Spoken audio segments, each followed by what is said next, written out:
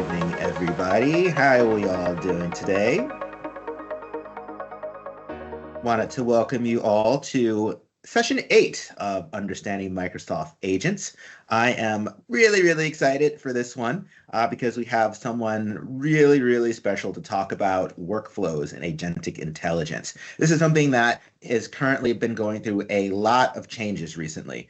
Some really exciting changes, more changes to come, but I think we're going to be talking about things as they are today. That being said, there will be an opportunity to have some additional conversations with Jonathan and do a deeper dive on a subsequent call. So I'll explain what I mean by this. This, as you may know, this is your first call, or if it's not your first call, is part of a little bit of a two-parter. So the first part of it is typically someone from Microsoft comes on and they will explain some of the basics around Microsoft agents. You can ask questions here on the chat. We shall endeavor to answer your questions. But what I would encourage is join on April 1st because there becomes more of an Ask Me Anything segment to this, where Jonathan will be back on. And this will be your opportunity to, after absorbing everything he has to say now, to come back in and say, okay, great. Here are some questions we have, or I've tried some of these things out that you've recommended, and here's what I'm running into. Here's been my experience with it. And then Jonathan will try and solve all your problems. So so definitely make sure you are back on April 1st at 10 a.m. Pacific, and that'll be Jonathan also sharing time on something very cool, and that's going to be Claude and using Claude with Copilot Studio. More of that towards the end. That being said, we have some really exciting links there to make sure you sign up, so check the chat. Without further ado, though, Jonathan, the show is yours. Thank you, Charles. Awesome. Well, hey, everyone. Seriously, thank you for being here. I know you've got a packed day, and you chose to spend some of it with me. So I genuinely appreciate that. My name is Jonathan Kendall, and I'm a product marketing manager at Microsoft. I'm focused on workflows and automation inside Copilot Studio. Before this role, I spent 5 years living and breathing Power Automate. So I'm not coming from this from just a theory angle. I've been in the weeds, I've talked to customers, and I felt the pain points firsthand. And that actually is what makes this topic so exciting to me, because I'm going to walk through with you today something that I think is genuinely a game changer. And I don't say that as a marketing line. I say it because I really do mean it. This is a real fundamental shift in how automation works. And by the time we wrap up today, I want you to leave with a clear picture of what it means for you, for your team, your existing tools, and your next move. Now, a lot of you have probably already built flows or workflows, maybe in Power Automate, maybe dozens of them, maybe hundreds. They work, they've saved time, they've delivered probably some real ROI. And that work does matter. It's not going anywhere. But at some point, I bet most of you have hit this. The automation starts to feel like it's working against you. It breaks at the worst moments. Someone has to jump in manually. The thing that was supposed to save time starts creating more work. And that's what I call the automation ceiling. And today we're going to talk about how to break through that. No rip and replace, no throwing away what you've built, just a smarter way forward. So let's get into it. So here's how we're going to spend our time today. There are 6 sections, all building on each other. And the first one is we're going to start with the evolution story. And I know what you might be thinking. Jonathan, please don't make me sit through a history lesson. Trust me on this one. The shift happening in automation right now has actually happened before. And understanding that is going to make everything else click. From there, we'll get into the automation ceiling. What actually breaks, why it breaks, and what that may cost your team. Then we'll look at the Microsoft Agentic ecosystem. Think Power Automate, Copilot Studio, how they work together, and what's available for you to use today. After that, we'll get into the actual mechanics. So how adaptive and deterministic automation work together in practice, including a real end-to-end example, because we all love end-to-end real examples. Then the cool part is we'll get into a playbook. So there'll be 3 ways to get started, how to choose between the different automation types, and a 5-step adoption evolution framework that you can take back to your team or specific stakeholders. And then lastly, we will close with concrete next steps that you can actually act on today. Questions, like Charles mentioned, will be taken in an upcoming community call. So we're going to move forward through this together, but I've made sure we cover everything you need. So let's go. Before we get into agents, workflows, or any Microsoft product, I want to zoom out for just a second.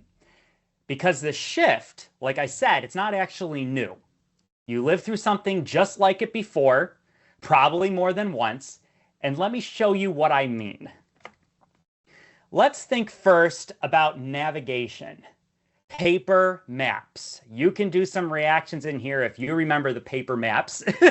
They worked, right? You planned the route, you followed the path, and as long as nothing unexpected happened, great, you got there.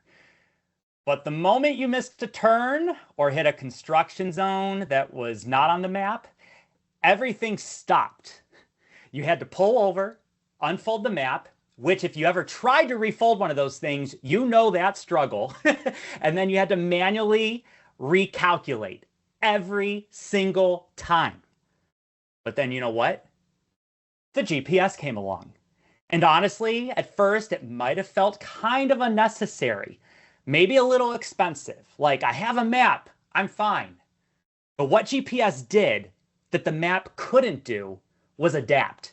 When reality didn't match the plan, it recalculated instantly, recalculating. And 3 seconds later, new route, problem solved. And once people experienced that, they honestly never went back. Not because maps were bad, those paper maps were great, but adaptation beat rigidity every time.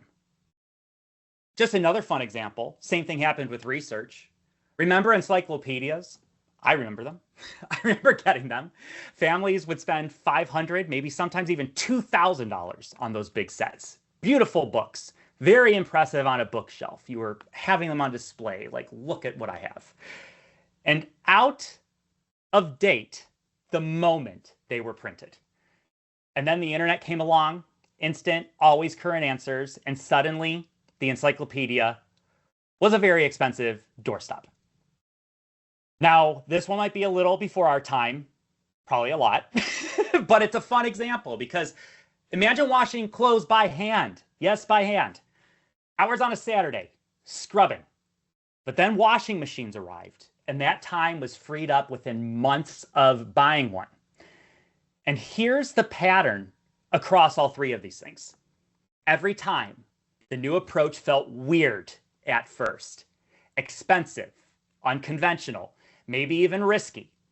And every single time, the ROI was undeniable. You did not abandon the old job, you upgraded how it got done. And that is exactly where we are with automation today. Your deterministic workflows have been that paper map. Reliable, repeatable, valuable. And Copilot Studio, using agentic automation, is the GPS. It adapts when reality changes, so your team doesn't have to pull over and recalculate manually. The source is still there. The material is still there. It's just the approach and the change and the hybrid patterns. So keep this in mind because we're going to come back to it a lot. So now this brings us to what I mentioned earlier that I call the automation ceiling. This is the point where your deterministic automation has been doing great, delivering real value, saving real time, but it can't keep up with a world that keeps changing. And here is what that actually looks like. Traditional automation is deterministic. It does exactly what you tell it to, no more, no less. And honestly, that is a feature, not a bug. It's reliable, it's auditable, it's repeatable. It needs to be that way. But here's the catch.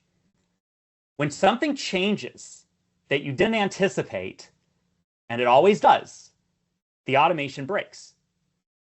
Let me walk through some real examples here. The first one is a vendor changes their email format or updates their portal UI. Your workflow breaks and a human has to jump in. Think about you pulling over with the paper map, having to recalculate manually. The next one is an approval needs context that no rule anticipated.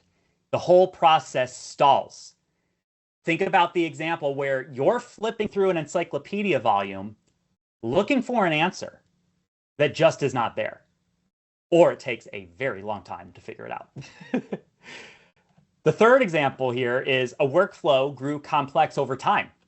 Layers and layers of conditions. And one field, just one, gets renamed. And then everything breaks. So think about your team is now having to spend a Saturday scrubbing clothes by hand instead of doing something that actually matters. And then we've got RPA, desktop flows that we call them in Microsoft Power Automate, which for the record, I love. It's pixel perfect recorded steps, fantastic for repeatability. But the moment a vendor updates their portal and moves a button, that script breaks. And now, just like the paper map, it's out of date the moment the road changes.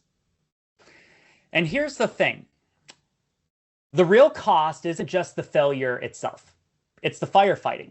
It's your team spending nights and weekends fixing broken flows or workflows instead of building better ones. It's trust and automation slowly eroding. It's the system that was supposed to scale because of maintenance becoming a maintenance burden instead. And that's the ceiling. And in my experience, most teams I talk to, they've already hit it. They just haven't been able to name it yet. So everything I just described, it does show up louder and clear in conversations with customers. And what do they want? And please let me know too if you relate with this. You can tell by your reactions. But they want to reduce operational risk and increase efficiency. They don't want to just pick one or the other. They want to scale automation securely and responsibly. They want accuracy, auditability, and compliance to hold even as things get more complex, and they want to do more with less, the same team, and the same output. But here's what's holding them back. We've got some key things. We've got security concerns, compliance questions, not knowing which processes are safe to fully automate, the ongoing maintenance burden of hundreds of fragile workflows, including RPA scripts, and honestly, fear that the new way feels expensive or unpredictable. And so, consumption pricing can feel risky. Agents can feel like a big change. What happens to everything we've already built? Do these things kind of sound familiar? But here's the thing. That's exactly how people felt about GPS, about the internet, about washing machines. Expensive, different, a little scary. What if it doesn't work for me? And every single time it worked out because the ROI was real. The tools got better fast, and the people who got started early had a real advantage. And the same thing is happening here, and I want to show you why, starting with the most important slide in this entire deck. But before that, real quick, I want to check in with all of you first. So I have a live little poll here. I want to know, where does your automation work primarily happen today? And I'd love to have your answers put here in the chat, and we'll spend about 20 seconds to give you time, and I'll show you the answers here. The first one is, does it primarily happen in Microsoft Power Automate? Does it currently happen in Microsoft Copilot Studio? Is it on other platforms? Or is it a mix of everything? So go ahead, we'll spend about 20 seconds dropping your answer in the chat, and we'll just see where kind of everybody is at.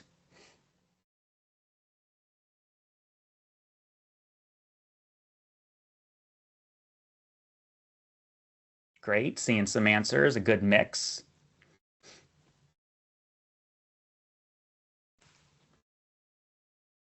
Absolutely. I'm seeing a lot of a mix of everything. And then I see some with Power Automate. Perfect. Yep. Perfect. Awesome. I love it. If you're still typing it in, definitely keep doing that. But I want to say right now, this is definitely resonating because it's consistent with conversations that I've had with different customers. Because whether you're deep in Power Automate, or you're just starting to explore Copilot Studio, or you're coming from a totally different platform, everything we're covering today applies. And if you did say a mix of everything, like I said, that's honestly the most of what people say of when I talk to them. And this is exactly why we built the model the way we did today. So now let's look at how Microsoft has actually built this out. So we know what breaks and why. Let's show you how you can start using it today and what we at Microsoft has built. So this right here, it's blank right now, but this is the most important slide in the whole presentation. Everything we talk about from here builds on what you're going to be looking at. So let me walk you through it. On the left, we have agents. Agents handle understanding, judgment, and orchestration. They're the reasoning layer. You don't tell them every step. You tell them what you want, and they figure out how to get there.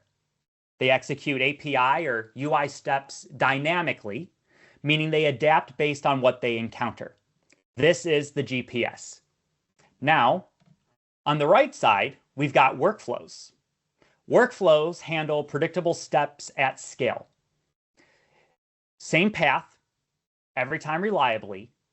They execute API or UI steps predictably, meaning they do exactly what you tell them, exactly the way you told them. This is that paper map. And for the right use case, that's exactly what you want. And in the center, we've got Copilot Studio. One composable automation system where both of these live together. Agents think, workflows do, and Copilot is the platform where they work as one. And here's the thing I really want to land. You're not necessarily choosing agents or workflows. You're combining them. The agent orchestrates, the workflow executes those repeatable steps, and together they give you automation that is both smart and reliable at the same time. And that's the Microsoft model. And everything from here is just showing you what it looks like in practice. So let's take a look at what this actually looks like inside Microsoft's platform, because the model is great, but you need to know what you're actually working with. And the really important framing before I go through this is that Power Automate and Copilot Studio are not competing with each other. They are two halves of one story. So let's start with Power Automate. This is probably, and I see it in the chat, where a lot of you started. It runs on per user or per process licensing and has two core capabilities. The first is Cloud Flows. Those are API and trigger-based automations that are via connectors, scheduled jobs, HTTP calls, your nightly data sync, your approval routing, your email trigger processes. They're reliable, repeatable, and great for high-frequency, predictable workloads. And then the other part of Power Automate is desktop flows, also called RPA. They're deterministic UI automation with recorded steps. Pixel perfect repeatability for legacy systems that don't have APIs. Really powerful for the right use case. And now, in Copilot Studio, this is where agentic automation lives. And this is where innovation happens first. It runs on consumption pricing, pay for what you use, and it brings three capabilities together in one place, three core ones. The first one is agent flows. Deterministic API automation. So you can see the side-by-side with cloud flows and agent flows here, but it's native to the agentic runtime with advanced AI features built in. These are the workflow side of Copilot Studio, those deterministic flows. The next part is computer using agents, or CUA. It's the adaptive version of RPA. Instead of recording exact steps, the agent sees the screen, reasons about what's on it, and adapts when the UI changes. Think GPS, not paper maps. And then, of course, agents. These reason, they are goal-based orchestration, adaptive intelligence. This is that GPS layer. They handle what you didn't anticipate. And they also plug in places where traditional automation cannot. And now here's the bottom of this slide that I really want you to take home. Both can work together. You can call Power Automate flows directly from Copilot Studio in agents and workflows. Your existing investments, they stay valuable. You can call them as is or convert them over time when it makes sense. No rip and replace, and that is the whole point. It's your choice. Your choice. So I want to spend a minute now specifically on Copilot Studio, because this is where the story of automation is heading, and I want to make sure that it really lands. So Copilot Studio, it does offer that unified platform. You've got agents, you've got the deterministic workflows, you've got computer use, which is the computer using agents, all in one place.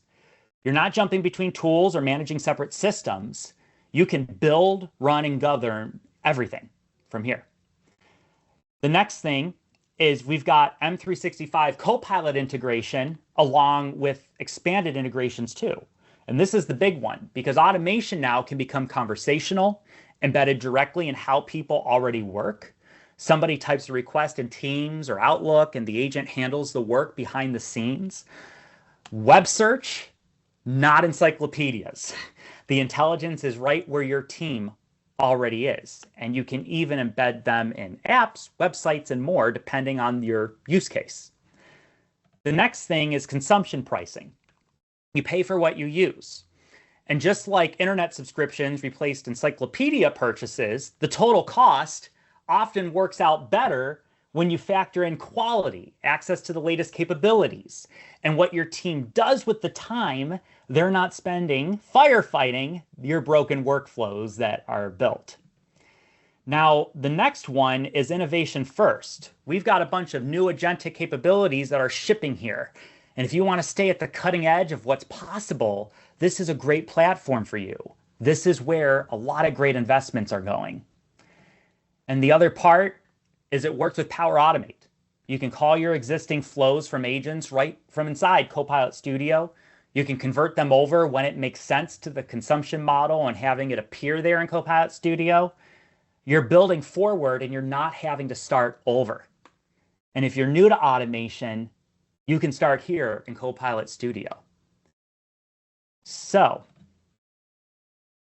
now we know what the Microsoft ecosystem looks like and where everything lives. Let's get into how adaptive and deterministic automation actually work together in a real process, because this is where it gets tangible. And honestly, this is the part I think you may find the most useful.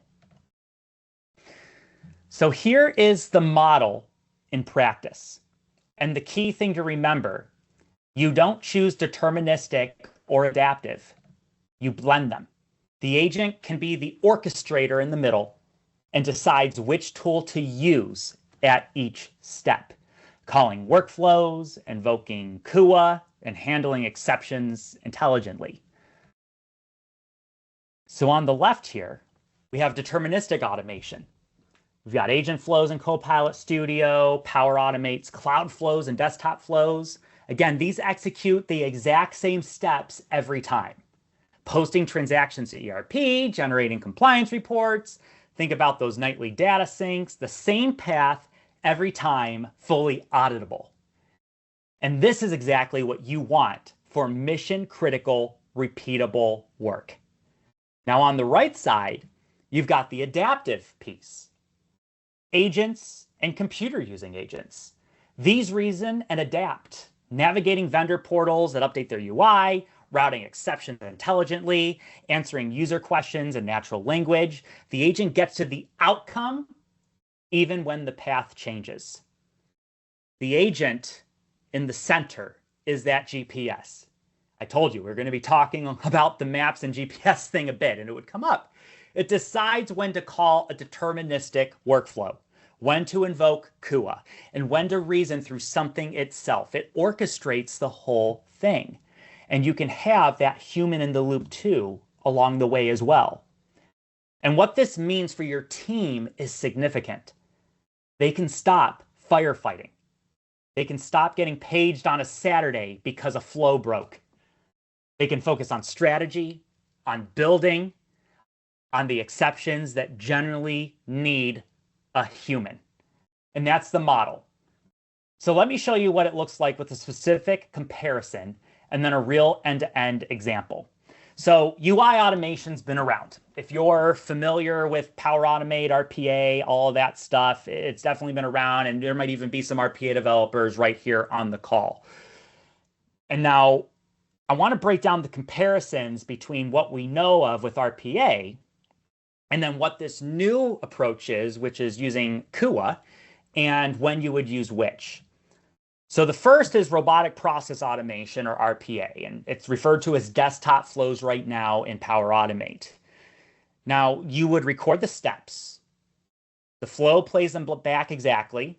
Every click, every field, same order every time. You can do this through recording or, manual adjusting in the logic flow there.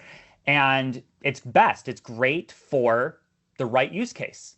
Mission critical processes where you need the exact repeatability and auditability.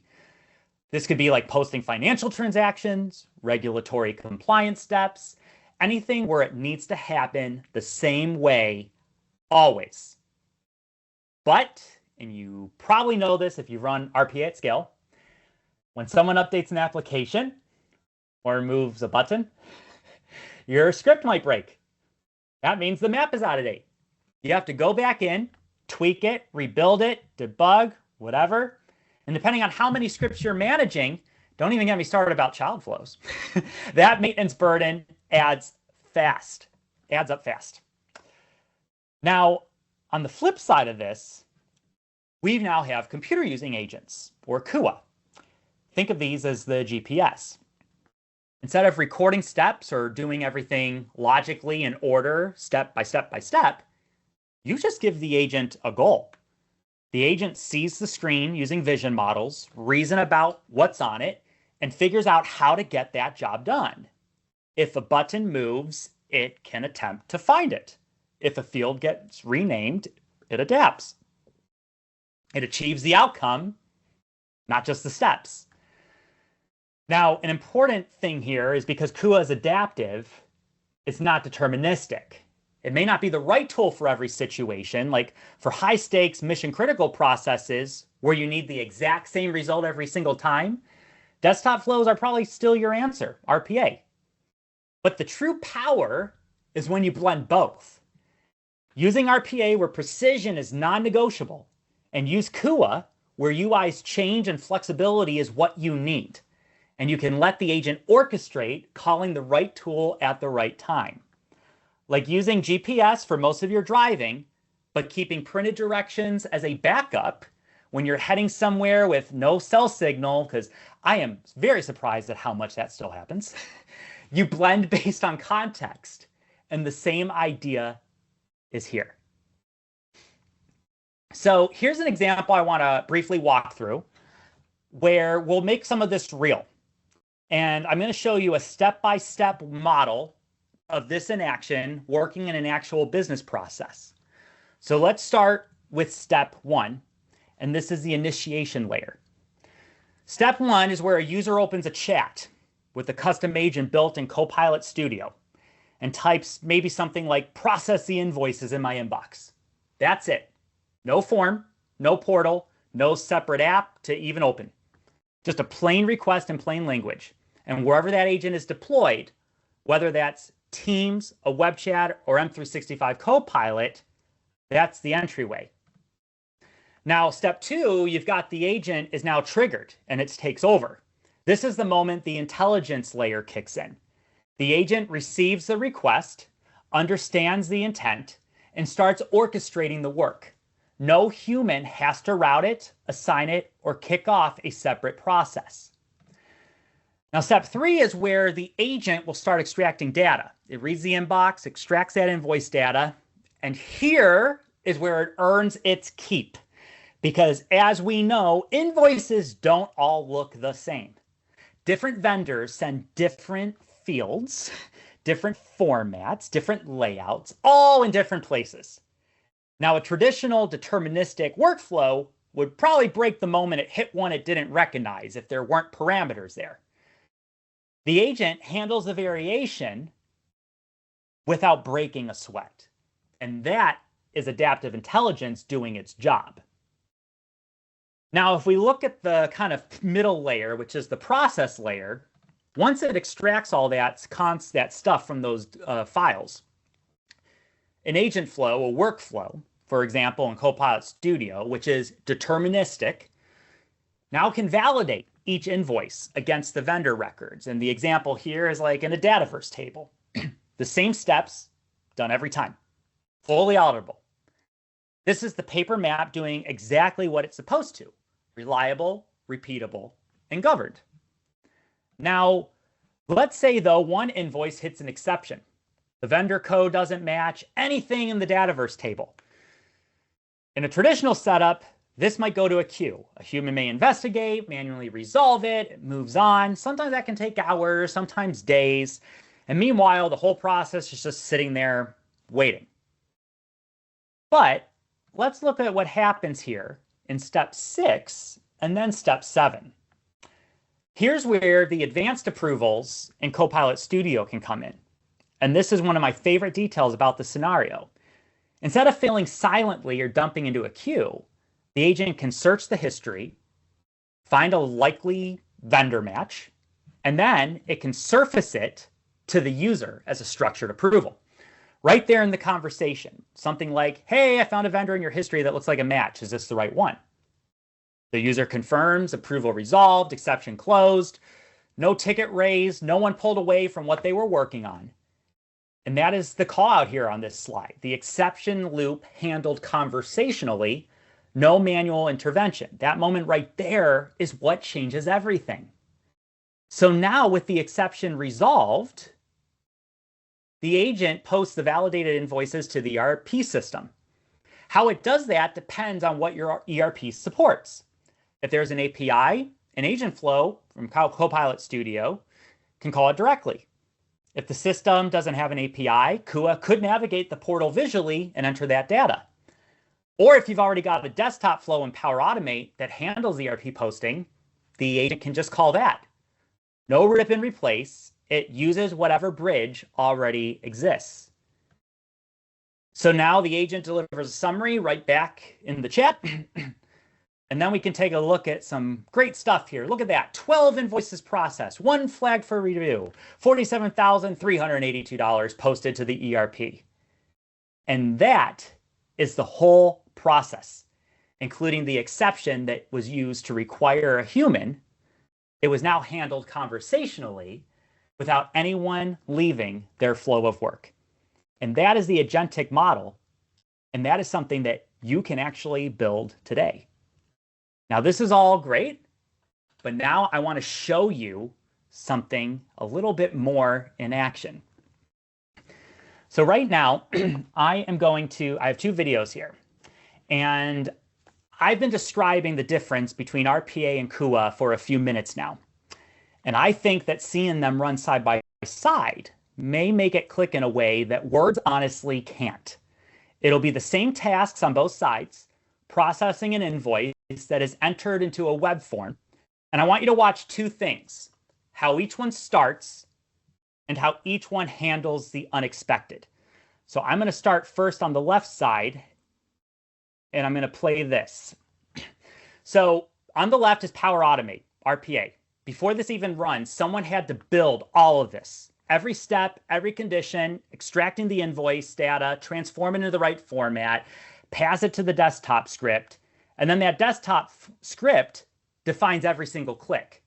You launch the browser, close the pop-up, click the Add Invoice button, handle the date formatting. Every path here is defined. Every edge case handled in advance by a human before it even runs. And what I want to point out here is when you look right at the bottom, so this is a Cloudflow and Power Automate, and then it has a run-of-flow built with Power Automate for desktop at the bottom. That is then calling that desktop application, that part to run. But now on the right side, let's take a look at the computer using agent. And I sped this up just a little bit just to show it a little bit faster in action. And I'm going to speak to that too. So on the right, this is a computer using agent in Copilot Studio. There's no script. There's no steps. There's no conditions. You got the logic here. There's just information here. You've got 3 lines. You've got go to this website, fill out the form with the invoice data, and submit. And that's it. You give it a goal, and it helps figure out how to get there. So for fun, what we're going to do is I'm now going to play the Power Automate one, and we're going to see both of these play out side by side. And remember, on the right, it's showing it a little sped up, and I'll speak to that. But Power Automate on the left, Copilot Studio on the right. On the RPA side, it's fast. It's really fast.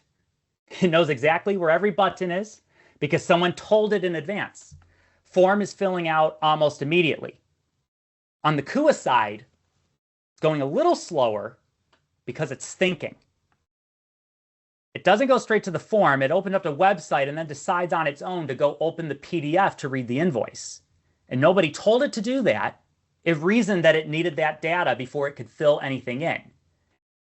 And that is the difference right there. So RPA is done. Kua is still going. And you can see there's still about a good bit of time left. And this is sped up. But it's accomplishing it. It's doing it. And you're seeing it run. But here is where the magic really shines. This is the make or break of automation because I want to call out the biggest difference. In the previous example, the date format in the portal was in the date, month, year format. But let's say the original source of data was actually month, date, year format. And right here, in RPA, you would have to catch this in advance, look up the conversion, and manually add a step to handle it. Otherwise then, your date and month entry is now flipped. And that can lead to problems with how things are entered in this system. So unless you knew this in advance, and this is an example if like a UI change or something like that, you would have to catch it. You wouldn't just maybe automatically know. But in Kua, it figures it out. No one told it to, it just adapts. And this is that paper map versus GPS right here live. While Kua may be slightly slower than RPA because it thinks, instead of spending hours to build something that may break the moment a vendor updates their portal or something is different, or as a human, you may not completely identify it right away. Kua, with 3 lines of instruction, you literally just told it what to do, can adapt when the UI changes or intelligence needs to be there. So now you know what agentic automation is, where it lives, and how it works in a real process. And the question I get most at this point when I'm talking to people is, that sounds great, but how do I actually get there? And that's exactly what we're going to cover next. And this is your actual agentic evolution playbook. So the first question I get from almost every customer is, what do I do with everything I've already built? And I love that question because the answer is genuinely good news. You don't have to throw it away. Microsoft gives you 3 paths forward, and you pick the one that fits your situation. Path 1 is where you can call Power Automate flows from Copilot Studio. You can keep your existing flows as they are. You can build an agent that orchestrates them, can even add a conversational piece, and reports results back to a user. Your Power Automate licensing can stay in place for those flows where it makes sense. Copilot Studio consumption covers the agent layer. It's low effort, and the existing logic is fully preserved. Then there's path 2. You can convert Power Automate flows, the cloud flows, over into Copilot Studio. There's a built-in converter for this. This is medium effort. It gets you unified management, consumption pricing, and tighter M365 Copilot integration. It's like switching from encyclopedia purchases to like an internet subscription. The total value is often better once you factor in what you're actually getting. Now, path 3 is building new automation in Copilot Studio. For any net new greenfield opportunity, any new process you're automating from scratch, I challenge you, try designing it with agents and the workflows in Copilot Studio, the agent flows, right there from the start. You're building on a platform where innovation is happening. You're buying the GPS for a new trip instead of printing out another paper map. And which path you pick depends on your existing investments, your licensing preferences, and how much M365 Copilot integration matters for your use case. There's no wrong answer. There's just your answer. Now, what do you actually do in deciding when to know how to use Power Automate or Copilot Studio and when? And here is the practical breakdown I'm going to give to you. Right now in Power Automate, if you got some high frequency scheduled jobs, maybe some hourly syncs, some nightly stuff, maybe where per process licensing gives you those unlimited runs for a flat fee. If you're running thousands of executions a month like clockwork, that fixed cost model may work in your favor. If you've also got mission critical UI automation using desktop flows or RPA, where you need pixel perfect repeatability every single time, don't touch what's working. And you've got established workflows that are running well and may not need agent integration. If it ain't broke, probably you don't have to go fix it. Now, with Copilot Studio, you should go here when your automation is user initiated or conversational. Users may trigger it by asking, not by a schedule. Now, we do have those autonomous agents and things like that, but this is a good kind of gating point to determine depending on where you're coming from, which path you're coming from. Now, your usage may also be variable or ad hoc. There could be seasonal spikes, on-demand requests, cross-functional automation that's used by a lot of people occasionally.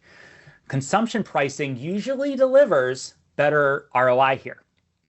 You may also want to automate stuff that's embedded in M365 Copilot. So bringing automation right there, right in the daily work surface where your team already is. And you may want to blend adaptive and deterministic better together.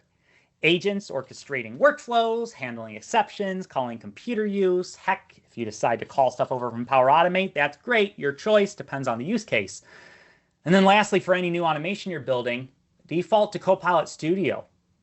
Buy that GPS for the new trip and see what it can offer. So match the platform to your usage pattern, your license preference, and whether you need agentic orchestration. That is really it. Speaking of licensing, let's talk about it because this is where I hear the most anxiety and I want to demystify it. Remember the encyclopedia analogy? The set felt like a smart, big, upfront investment. The internet subscription felt like an ongoing cost. But when you actually lived with both, factoring in currency of information, quality, access, and the time you save, the internet pretty much won almost every single time. And the same principle is here. So for Power Automate, we've got the per user and per process type licensing. It's predictable, fixed costs, great when you know exactly how much you're going to use. For high frequency scheduled jobs, thousands of runs a month, per process can give you unlimited runs for that flat fee. It's very predictable, very efficient for that pattern. Over on the Copilot Studio side, you've got the consumption pricing or the pay as you go. You pay for what you use. Now this can work in your favor when usage is variable, ad hoc, or user initiated. You're not paying for capacity, and this is key here. You're not paying for capacity that's sitting idle. You always have access to the latest capabilities, the Agentic runtime, M365 Copilot integration, KUA, without a separate licensing tier for each new feature. And your team does more with the time they're not spending firefighting. Now, my honest recommendation, like I've said, is for any new automation, I would encourage you, default to Copilot Studio consumption unless you've already got those high-frequency scheduled jobs or mission-critical desktop flow requirements. You can buy, again, that GPS for the new trips. For existing Power Automate investments, keep them running if they're working. Call them from agents in a hybrid model or convert to agent flows when you want consumption pricing and tighter Copilot integration. You didn't throw out your maps the day you bought GPS. You transitioned at your own pace. So now, the last part here of this section is your evolution framework. It's 5 steps to evolve to agentic automation to get you confidently there running it at scale. The first one is inventory and assess.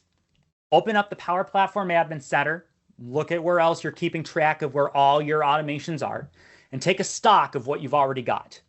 Note where workflows are brittle, where exceptions are frequent, where your RPA scripts break because UIs change.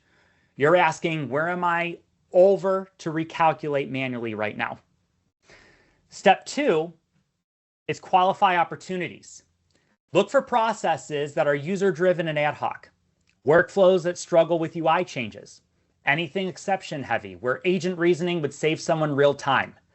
These are your highest value starting points. Number 3 is you choose your path.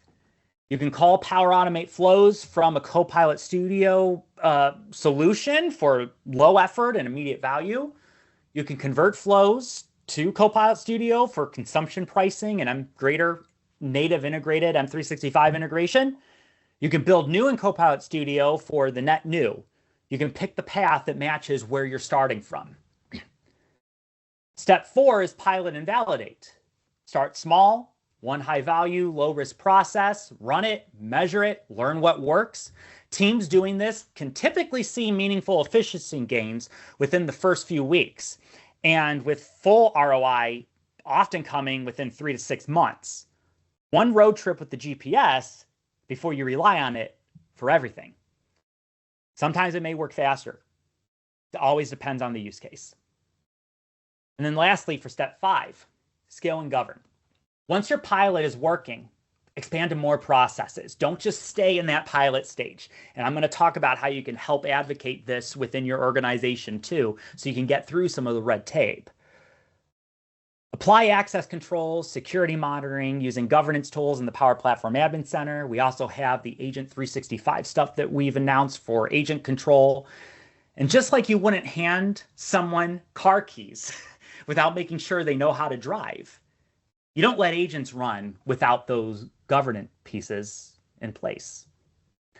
5 steps, 1 pilot, building forward on the platform where innovation happens. So another quick poll, very quick pulse check before we close, and then I give you some easy next steps and we close out our time together. This is what I'm really curious about. Where do you see the biggest opportunity in your organization? Is it through exception handling and intelligent routing? UI automation that keeps breaking and needs to adapt? User-initiated conversational automation? Or connecting existing flows from Power Automate to agents? So I'll give you about 20 seconds here again to kind of put your answers in the chat. You can just say 1, 2, 3, or 4 to make it a little easier. But yeah, I'd love to see where things are kind of resonating. Yep, very cool. Awesome. Give you a little bit more time if you're putting some stuff in.